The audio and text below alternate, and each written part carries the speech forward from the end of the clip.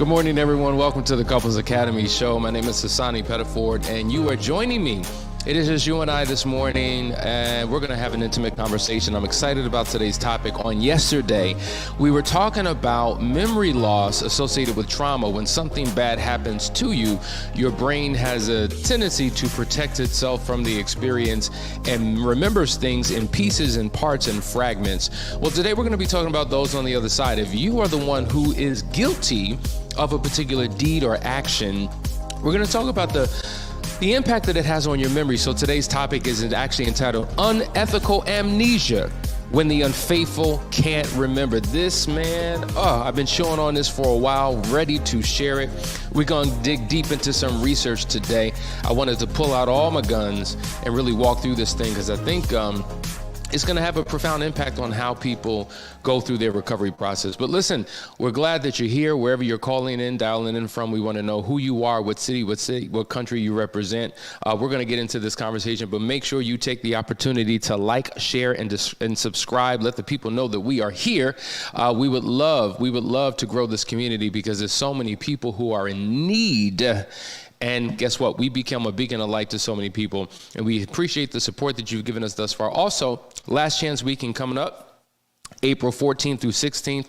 Do not forget, we have people who are registering. There is space for you. We want to get you in, so let's get to it, folks. All right, we're going to talk about this topic today. It's a deep one. It's a deep one.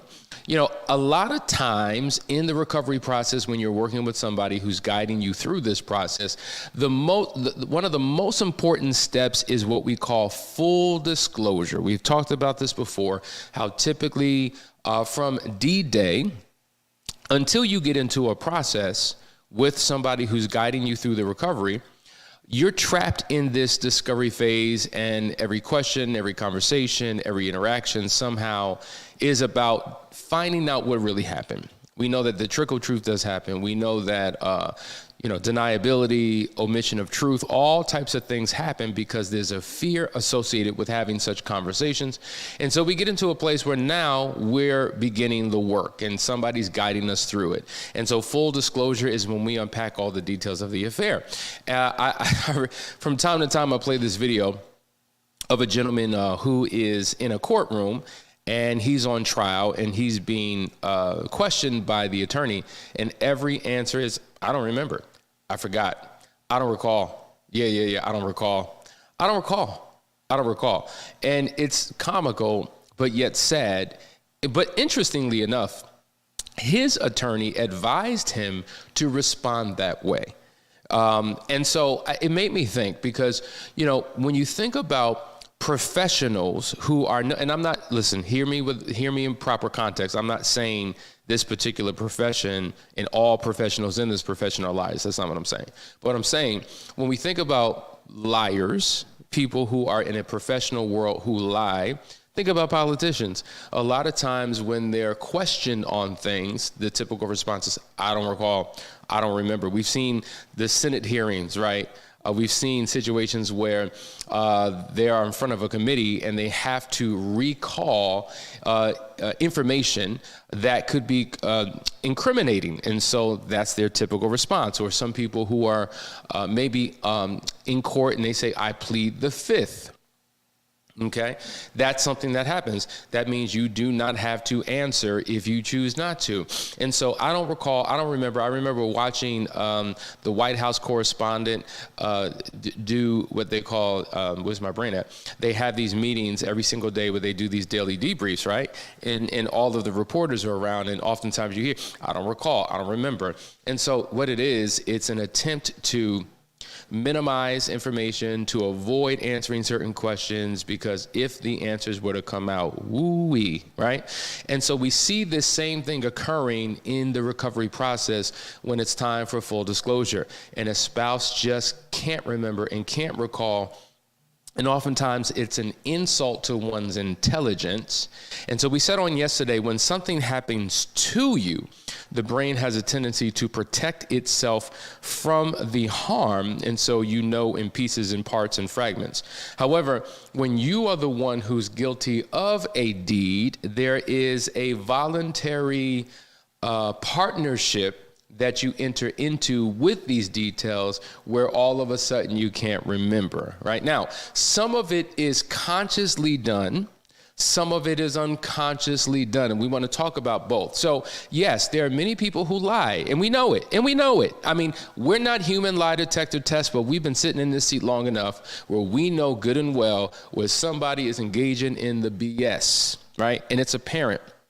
And it's our job to help navigate them through this conversation for the truth to come out. And so we remove all, mental barriers and constructs. We try to remove the fear wall so people feel like they're in a safe environment for the truth to come out. And oftentimes it does. And that begins the transformation process. However, there are times when you simply don't remember. Here's a good question. Why is it that the betrayed spouse tends to know more about their spouse's deeds than the one who is engaged in the deed themselves? Well, there's many things that we can look at. The first thing that I'll start off with is this. For instance, I can remember being in the car driving from Atlanta to, say, Orlando for a family vacation.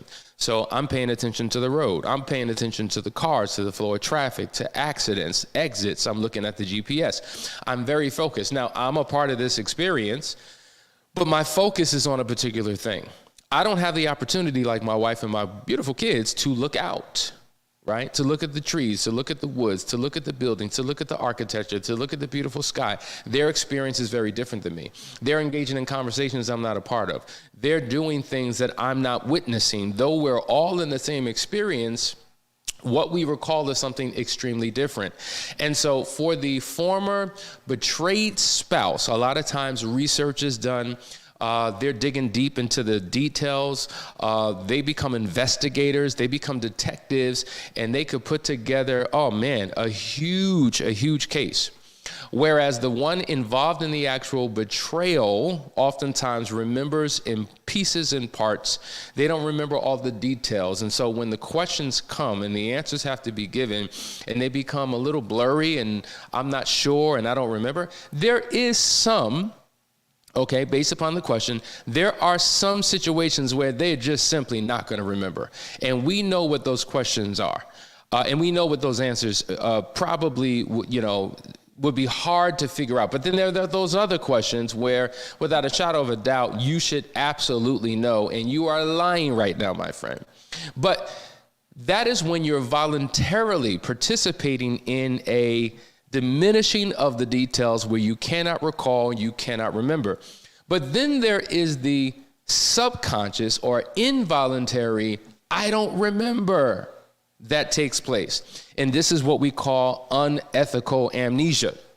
So what I want to do is give you an understanding of what this is. And so I said, on this show, we're going to do some reading today because I want to give you the meat of what it entails so that you have a comprehensive understanding. But listen, before we do that, we're going to go to a quick commercial break, and then we're going to dive into the details. I want you to stay right there because there's so much that we're here to talk about. Well, you're watching the Couples Academy show. We're talking about unethical amnesia. Be right back.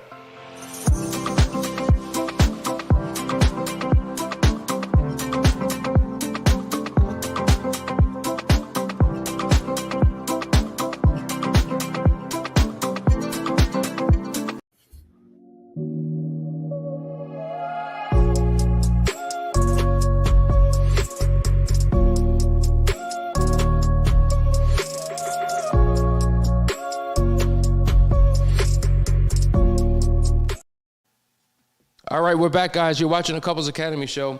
We're talking about unethical amnesia. We're going to dive in deep to some things that I think are going to be really insightful. So let's do some reading. Here we go. People are prone to repeat dishonest acts because the human subconscious deliberately suppresses memories of unethical behavior, scientists have found. Like, for instance, fiddling expenses, cheating the tax man, and even extramarital affairs are all less likely to be remembered than virtuous acts because of the phenomenon of, here we go, unethical amnesia, according to researchers at Harvard and Northwestern universities. These include recoding previous actions by subconsciously dehumanizing the victims of dishonesty. And let's pause right there. That really stuck out. The subconscious mind does not recall because of a conscious dehumanizing of the victims. So and we see this, and listen, I've never served in the military, but I have talked to people who have, and I've researched and read up on acts of genocide and acts of war.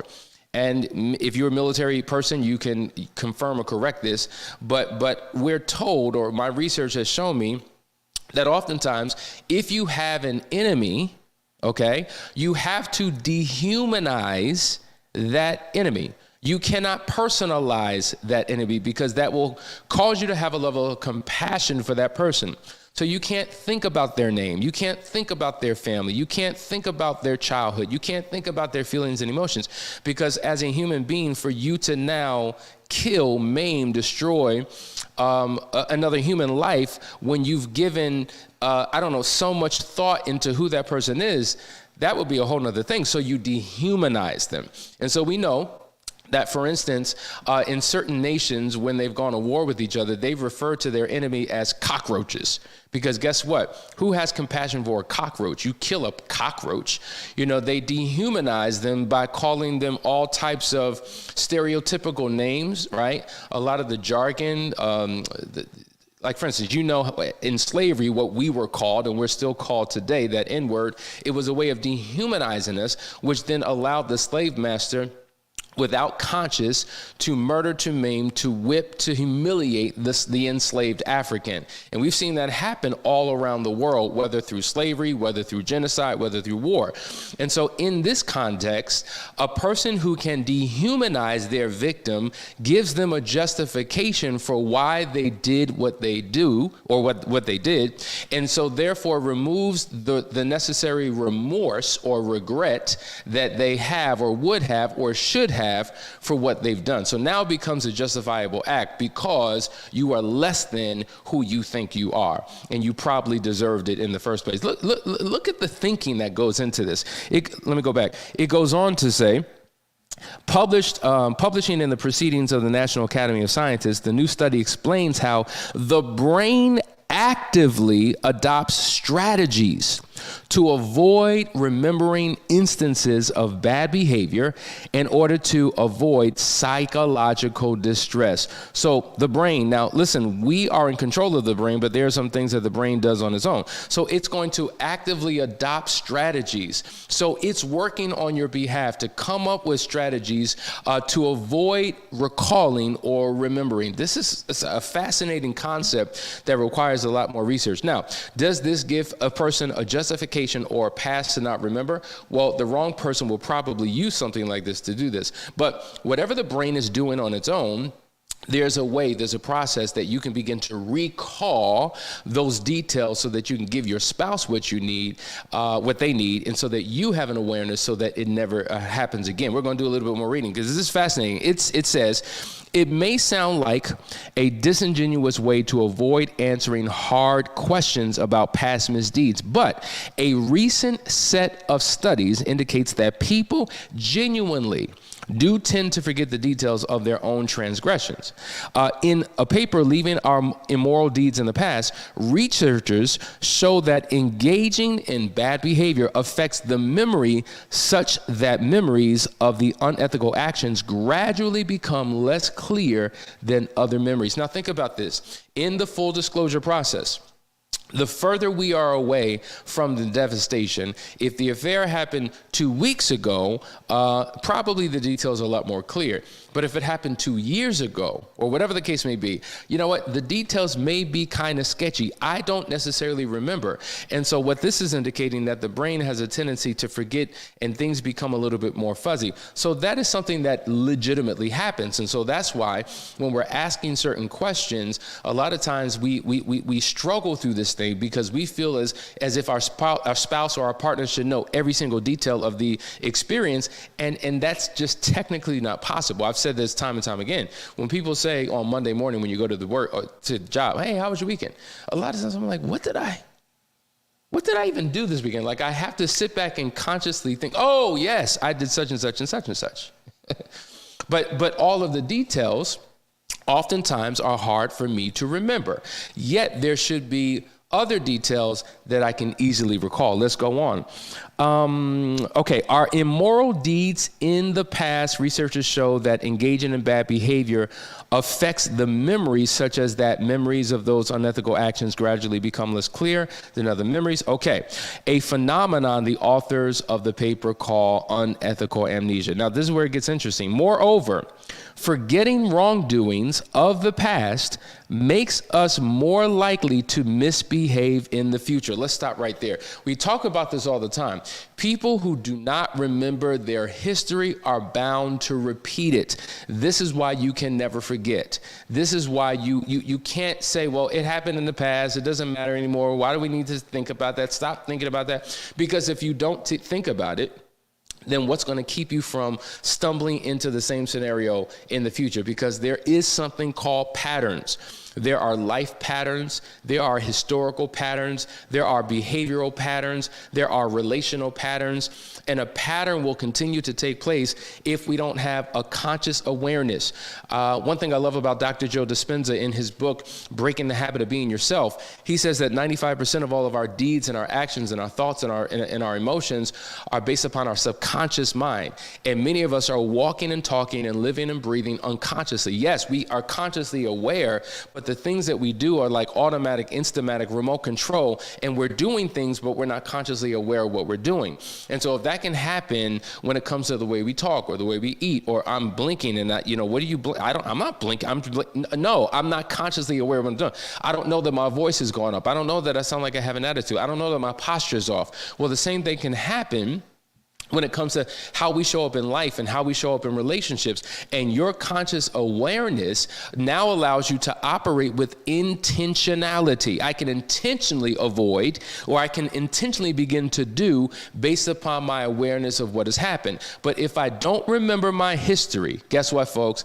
I am bound to repeat it again. And so this is why we say understanding the why of the affair and getting to the root of the matter. Now we can come up with a game plan to protect you from yourself, to protect you from the marriage, to prevent it from ever happening again. This is what's necessary if we're really going to do the work that's necessary to overcome the challenges that we're experiencing. Folks, we're talking about unethical amnesia, and it's getting a little bit deep. Now, there's another part of this, and I had to bold this. This was this. It says, we are social beings, and our basic need for self-worth is affected by moral self-views. It goes on to say, unethical behavior creates psychological distress and discomfort, and unethical amnesia lowers it. I'm going to read that one more time. Unethical behavior creates psychological distress and discomfort, and unethical amnesia lowers it. So not only does my bad behavior affect you, not only does my bad behavior put you in a dark place, my own unethical behavior affects me. It makes me feel bad. It makes me feel low. It makes me feel less than.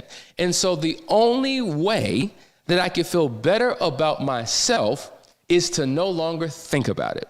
The only way to feel better about myself is to forget it. Interestingly enough, in the book by Dale Carnegie, How to Win Friends and Influence People, in the first chapter of the book, it says that you should never criticize, condemn, or complain. In that particular book, it goes on to talk about how there's so many people in prison who will tell you that they didn't do it. They will tell you that they are in jail because of trumped up charges, and they're not guilty of the acts or the deeds that they have been in prison for. Well, why is that? How is it that you have a whole bunch of innocent people in jail? You don't. But nobody wants to admit one's own wrongdoing. One would rather assume or believe or take on, the mental mindset that they are the victim and they were victimized and they're a subject to circumstances that were beyond their control, and they should not be in jail. Think about this. Matter of fact, there was a study done on one of the greatest mobsters in the 1950s. And this individual was known for killing countless people. He would either kill himself or order hits out on people.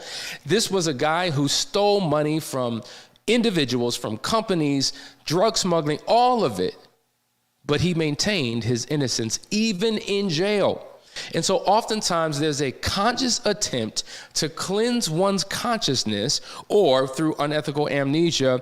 If somebody really knows what this is, the reason why they do it is so that they can feel better about themselves. So not only am I going to demonize and dehumanize the victim, I'm going to exonerate me of my own deeds and actions so that I can feel better about myself. Now, think about what we're talking about here in the context of a relationship, because this is oftentimes how we show up. And this is why it is so hard for a betrayed spouse to heal, because they're listening to the heart and the mind of their partner who did such a deed. There's no repentance. There's no remorse. There's no compassion. There's no empathy. It's almost like a justification and a minimization and an exoneration that one goes through. And this is what makes it difficult. And in this particular case, if an individual does not remember, does not recall, or chooses not to, most likely this is an individual that increases the probability, not that they will do it again,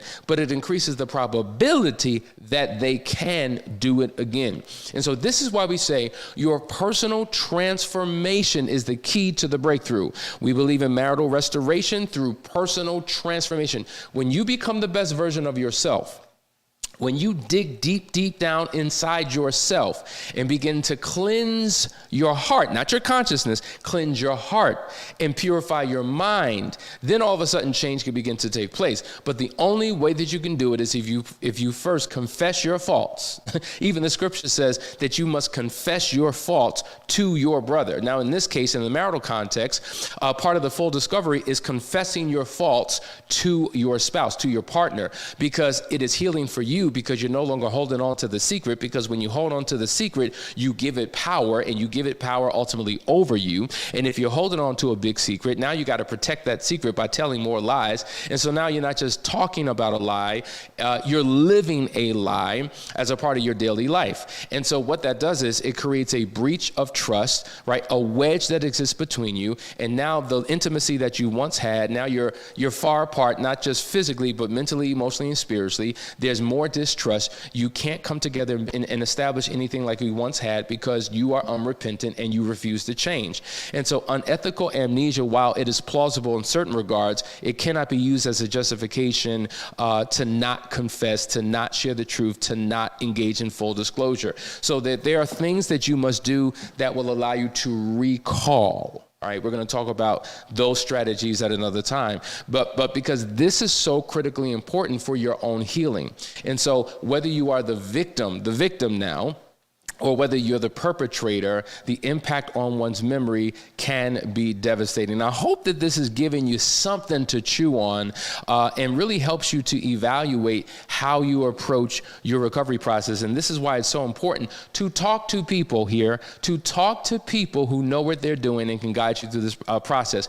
Because a lot of times people become so frustrated in the process that they're not getting the answers that they want. And so therefore it keeps them from being able to move forward. And if you don't know how to deal with this particular issue, it will keep you trapped. Listen, you're watching the Couples Academy show. We're going to try to go to a quick commercial break. We'll be back on the other side. Stay right there. Welcome to the Couples Academy app. The Couples Academy app is your go-to hub for how to do marriage right. Get started with our app today by perusing our amazing features that conveniently allow you to connect. This app is packed with powerful content and resources to help you grow and stay connected. With this app, you can watch our messages, find marriage resources, watch, listen, and read the real-life stories of restored couples, sign up for events, read articles and blog posts, stay up to date with push notifications, share your favorite messages via Instagram, Facebook, Twitter, or email, and download messages for offline listening. For more information about the Couples Academy app, go to couplesacademy.org.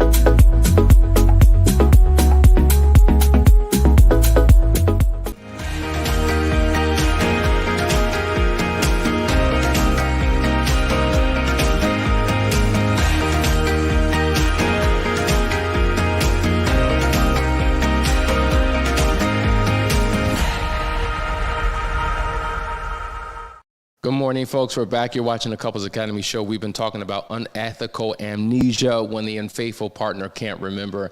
I just want to leave by giving you some hope and inspiration to let you know that you can get through this season, you can get through this time, and we don't have to be settled in the fact that I don't remember, I don't recall, I don't know. There's a process that you can actually go through that brings back those memories, that brings back the recall, so that you're able to deal with the matter at hand. Now, you have to understand, when it comes to the details of the affair, many people are tripped up and really can't move forward until they understand what happened. Like, how do you ask me to forgive something that I don't even understand?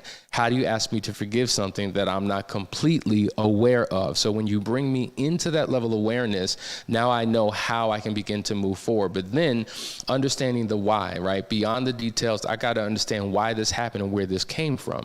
And so this is something also, not that it's attached to unethical amnesia, it's not. So unethical amnesia sometimes causes us to struggle with the details of the affair, but not having the proper insight keeps us from understanding the why of the affair. You see, these are two different lanes here, and both are equally important. And once we're able to show up when it comes to the facts of the affair, but also dealing with the feelings of the affair, it helps the one who's been engaged in the affair, it helps the spouse who's the victim of the affair, and it allows you to move on in your recovery process. So this is something that we're just getting started with. We're going to give you tips and techniques and strategies of what to do to get through this very difficult phase, because we find that this is where most couples struggle the most. They stay trapped in this phase of the recovery process for the longest. And so if they can experience breakthrough here, it creates a pathway to their healing and restoration. Listen, before we go, a couple days ago, I shared with you that there was a powerful interview that was recently done that you can find. If you go to our Couples Academy YouTube channel, you'll find it in the media section. But I just wanted to give a quick soundbite because, man, they pulled so much out about our personal lives, but also our profession. And Danielle, she, every time Danielle speaks and gives behind a mic, there's something so powerful in what she shares. And so this was a piece of that interview. It's just a minute long, but she's really speaking to the women, and it really gives insight into what she does in the Unearthed program when she connects with these women. So check this out. If people understood what that word helper actually meant, because in the original Hebrew, it's etzer kenegdu, Come on. which meant a suitable helper who is comparable, equal to, sufficient, meaning that she was never meant to be less than. That was the chauvinistic idea that was placed on humanity, whoever created that. But that's not what God's plan was. It was for her to come alongside Adam as a suitable, equal helper, to help him replenish the earth and to do all the amazing things. Together they would do it. And so when people have understanding about what that word really means, they can let go of these chauvinistic ideas that she's supposed to be sitting somewhere in a corner, quiet, pregnant, cooking, slaving. No, she can be a boss. She can be a leader. She can run corporations and businesses. When Hassani met me, I was running a business. We run businesses together. And so I think there's just a misunderstanding, and there needs to be so much more teaching. Yes, what a powerful interview. Go to the Couples Academy YouTube channel and watch that full interview. It will bless your life. But guys, I hope you got something out of today's conversation on unethical amnesia, when the unfaithful can't remember. But we're going to turn that can into a can by sharing with you what they need to do on Monday. But listen, guys, till then, tomorrow is Friday. And you know what that means? It is Ask the Experts. It's your opportunity to ask questions of us, anything that you want to know that will help you in your situation. So we love you. We appreciate you. We hope that you have a blessed day, and we'll see you in the AM. Take care.